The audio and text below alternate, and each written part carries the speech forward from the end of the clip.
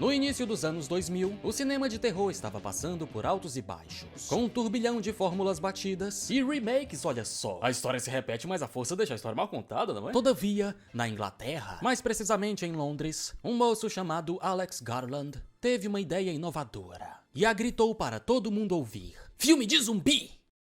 Tá, só isso não parece grande coisa. Só que ele veio com uma proposta diferente. Nada de mortos-vivos arrastando o pé como se tivessem reumatismo. Na visão dele, a infecção se espalharia em meros 20 segundos. E os zumbis correriam feito maratonista sob efeito de pó. Resumindo, Garland criou a versão turbo dos zumbis. E isso deu um belo chacoalhão no gênero. Hoje em dia, aquele zumbi que se move em câmera lenta não mete medo em ninguém. Mas apesar do impacto, é interessante que o filme não parece receber tanto crédito por isso. Pouco se fala dele. Mas pode ser uma falsa impressão minha. O importante é que Alex Garland, na época, não era um nome tão conhecido na indústria. Hoje muito se fala: nossa, Alex Garland, diretor e roteirista de Ex Machina, Guerra Civil, aquele filme que o pessoal fingiu que foi fantástico, mas nem foi tudo isso, sei lá o que mais, ele fez o que, Warfare esse ano. Não é tudo isso não, mas na época era quase nada. Seu único flerte com o cinema até então havia sido escrever o livro A Praia, que acabou virando filme nas mãos do diretor Danny Boyle, justamente o cara que topou dirigir Extermínio, ou 28 Dias Depois, no original. Traduzido, Boyle trouxe com ele o diretor de fotografia Antonio Dodge Bentley. Juntos decidiram filmar com a Canon XL1, uma câmera digital que simula a câmera de um Nokia 3310, mais conhecido como o celular do jogo da cobrinha. A ideia foi deveras ousada para a época. Isso deu ao filme um visual granuloso, sujo, quase documental, reforçando a sensação de realismo e urgência. O que eu chamo de frescura do caralho. Aquela ânsia de artista boçal em querer parecer autoral a todo custo.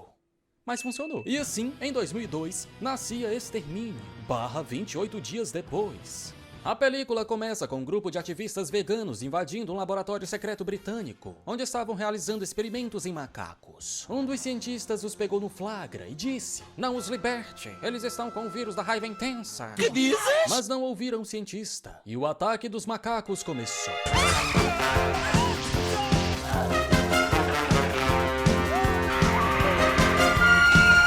28 dias depois, conhecemos Cillian Murphy com a chibata à mostra, um rapaz entregador do iFood que havia sofrido um acidente antes da liberação do vírus e não viu o caos. Sim, o início de The Walking Dead foi claramente inspirado nesse filme. Esta película é deveras influente. O hospital estava vazio e as ruas de Londres estavam iguais. Era um claro cenário de apocalipse. Cillian Murphy começa a explorar o interior dos locais, até que entra em uma igreja e lá finalmente encontra pessoas, todas amontoadas no chão como se fossem cadáveres. Ele dá bom dia e 2 acordam, mas eram infectados. Um padre, também infectado, atravessa a porta daquele corredor e começa a agir de maneira deveras estranha.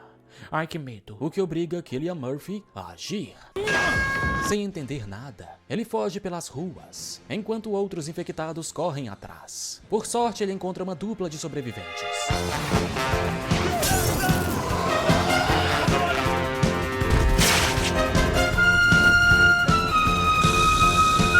Cillian Murphy é salvo pelos dois, Selena e Marquinhos. Eles explicam que um vírus se espalhou em dias e transformou o país em um caos. Eu não acredito no que eu ouvi. Não acredito. Cillian Murphy estava decidido a ir até seus pais. A dupla diz que eles certamente estão mortos, mas ele se recusa a acreditar. Eu não me importo. Eu irei atrás deles. Mas segura aí. Amanhã de manhã a gente vai contigo. De noite é embaçado. Já jogou Dying Light? Já. É tipo isso. Pela manhã do dia seguinte, os 3 partiram em jornada, só para chegar na residência e descobrir que os pais de Cillian Murphy haviam falecido a si próprios através de pílulas da morte. Tô triste. A viagem foi longa e já estava quase anoitecendo. Então decidiram passar a noite ali. Parecia tudo bem e Cillian estava vendo TV, quando de repente...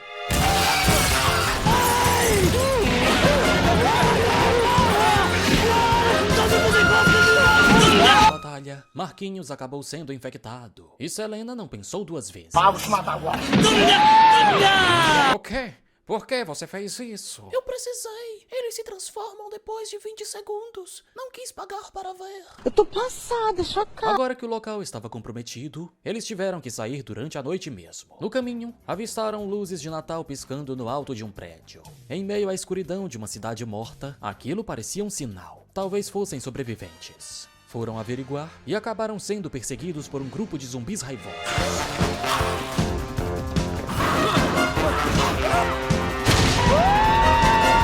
sobreviveram graças à ajuda de Frank e seu escudo. Depois ele apresentou sua filha, Hannah, que atua igual Keanu Reeves. Top cupboard. Frank capta uma transmissão militar, que promete abrigo e segurança. Soldados. Quieta, tem mais.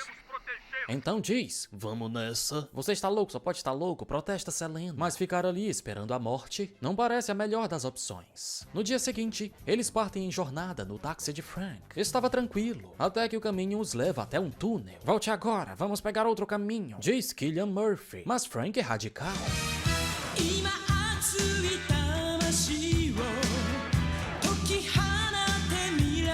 Nessa brincadeira, o pneu é furado e os infectados alertados. Mas eles conseguem trocar o pneu a tempo e fugir. No caminho param no mercadinho de seu Zé, que estava intacto, quais as chances? E fazem as compras.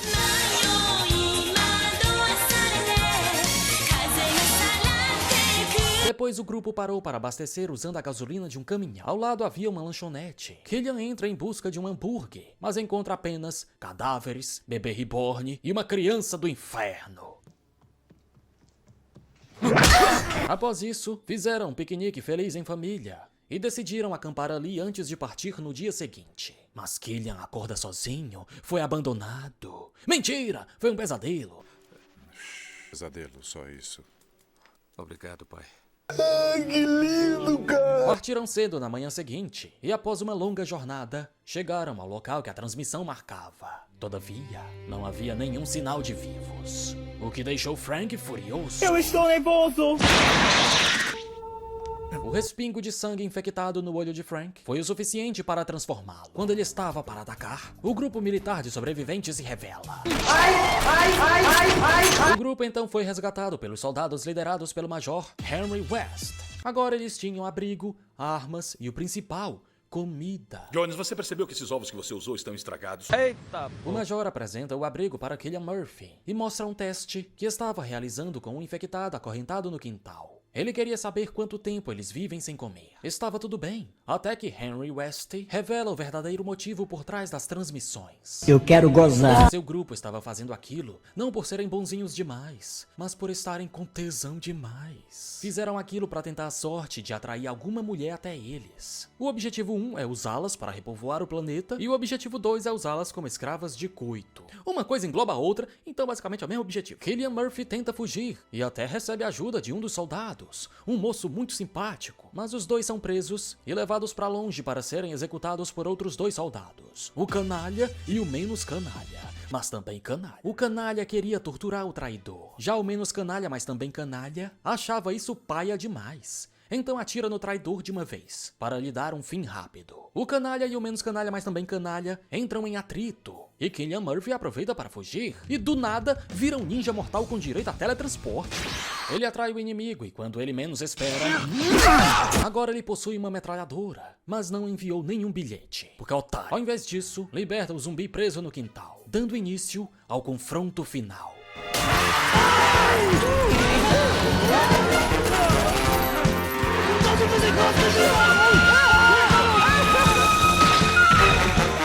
Quando Selena é resgatada, não se contém. Ai, macho alfa da porra. Quando estavam para fugir, Cillian é baleado. Mas graças a um drift combinado ao ataque traseiro de um zumbi, o inimigo final, Henry West, é derrotado.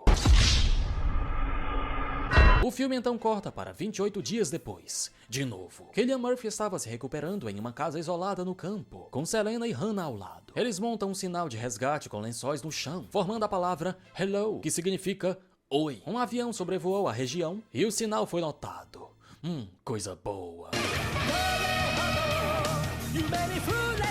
A película teve um orçamento de cerca de 8 milhões e lucrou cerca de 80 milhões em bilheteria. Aumentou em 10 vezes o valor do orçamento. Então dá pra dizer que foi um sucesso. E com um tema fácil desse pra filmes infinitos, uma continuação era inevitável. Mas até que demorou um bocado. Extermínio 2, ou 28 semanas depois, porque 28 dias depois 2 não ia ficar legal, foi lançado 5 anos depois, em 2007. Todavia, sem os criadores do original, pois Garland e Boyle estavam trabalhando novamente em parceria na película Sunshine, Alerta Solar. Por isso, a produtora teve que buscar substitutos. Juan Carlo Fresnadillo ficou na direção, porque eu falei que não é italiano, ele é espanhol. Enquanto Joffé comandou a equipe de roteiristas. Garland até participou bem de leve como um consultor, mas ainda assim, não gostou do resultado da película e declarou publicamente: Esse programa aqui tá uma porra. infelizmente, vou ter que dar razão para Alex Garland, porque...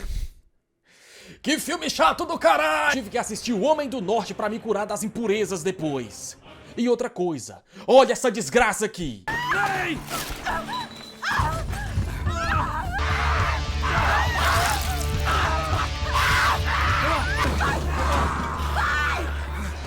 Eu não entendo. Não dá. Eu não consigo entender. Vocês têm noção que essa galera estuda pra fazer filme? Fazem faculdade? Como é que um cara, provavelmente formado, eu não sei porque eu não pesquisei sobre ele não, quanto menos eu souber desse moço, melhor. Como é que um cara desse faz uma porra dessa e acha que tá legal? Fica balançando a câmera que nem um retardado e acha que tá arrasando. Olha esse meu estilo, isso não é estilo, é desespero ocular. Dói assistir, dá vontade de virar o rosto. É revoltante, eu não consigo entender qual a intenção de uma desgraça dessa.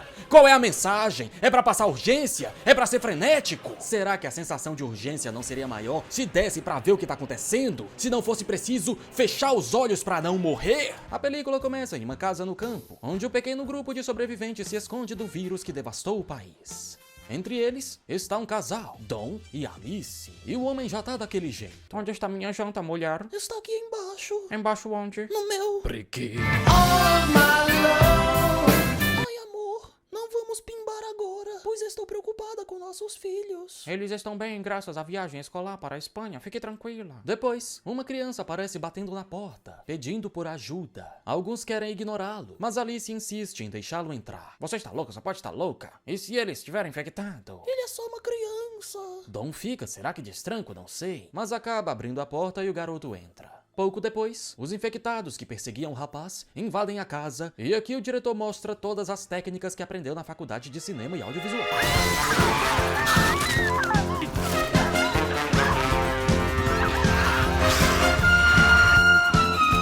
Alice acaba sendo encurralada. Dom abandona sua esposa e foge à máxima velocidade. E aqui o diretor resolve ser criativo e dá uma aceleradinha na cena sempre que os zumbis aparecem sozinhos. Isso mesmo, bota no X2 como se fosse vídeo de tutorial do YouTube. Provavelmente para deixá-los mais ameaçadores, olha como eles são rápidos. A película então corta para 28 semanas depois. O país estava em quarentena até então, mas depois de tanto tempo, a infecção foi contida e o último infectado morreu de fome e agora Londres estava sendo repovoada. E lá vem o avião, take dele aterrissando, um take mais afastado, mais um só que do outro lado, agora aproxima. Isso, diretor, dirija! Os filhos de Dom e Alice, Tammy e Andy, que estavam fora do país durante o incidente, chegam na zona segura e encontram Dom, que conseguiu sobreviver. Cadê a mamãe? Ela morreu, meu filho. Eu fiz de tudo para salvá-la, mas ela foi estraçalhada pelos monstros bem na minha frente. Beleza. Andy tem variação de íris, um olho castanho e outro verde, assim como sua mãe. O que isso quer dizer? Não sei. Logo conhecemos a equipe de soldados americanos. Sargento Scarlett, a médica responsável por saúde e contenção. Sargento Gavião Arqueiro, o mira-boa designado à patrulha. Piloto Flynn, o piloto de helicóptero. E por fim, comandante Idris Elba, o cara que toma as decisões difíceis. Andy queria ir para casa jogar PlayStation 2, mas seu pai diz que a casa está fora da área que está sendo repovoada e que eles não vão mais voltar. Então Andy e Tammy decidem sair escondidos para buscar o PlayStation 2 e voltar rapidinho. Gavião Arqueiro, que vigiava tudo com seus olhos de gavião do alto de um prédio, passou a informação para Flynn. Base, responda. Tem 2 cachorros fujões que acabaram de escapar no portão No norte. caminho, Tammy e Andy encontram uma motinha para encurtar o trajeto. Ao chegarem lá, encontram a mãe viva. Logo, Flynn e os soldados figurantes os encontram e os levam de volta para a zona de quarentena. Lá, Scarlett examina Alice. Ela tem marcas de mordidas visíveis, mas não apresenta sintoma. Ela descobre que Alice é portadora assintomática. Carrega o vírus no sangue, todavia, não apresenta os sintomas. mas pode transmitir caso alguém tenha contato com seu sangue ou saliva. Ela pode ser a chave para a cura. Se não tem infectado, não há necessidade de cura. Mate-a. Ixi. Enquanto isso, Dawn se infiltra na sala secreta onde Alicia está contida. Ai, meu amor, me desculpa. Ai, amor, eu desculpo sim. Me dá um beijo na boca. 20 segundos depois, Dawn havia se transformado. E começa uma confusão que quem tem epilepsia morreu.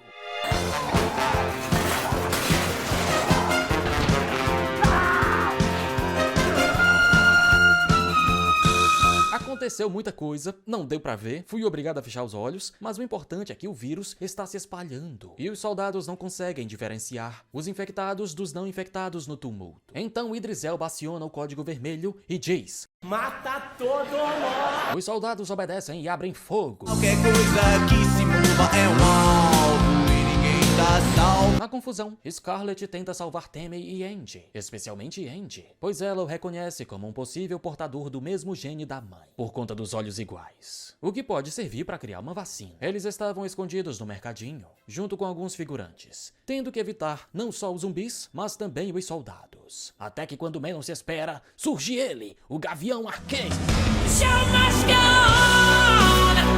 O que está fazendo aqui, homem? Sei lá. Tava no roteiro. Gavião decidiu ir contra as ordens e escoltar aquele grupo de sobreviventes pra longe porque sim. Mas ele tinha que ser rápido, pois o comandante Idris Elba já havia chamado a cavalaria aérea.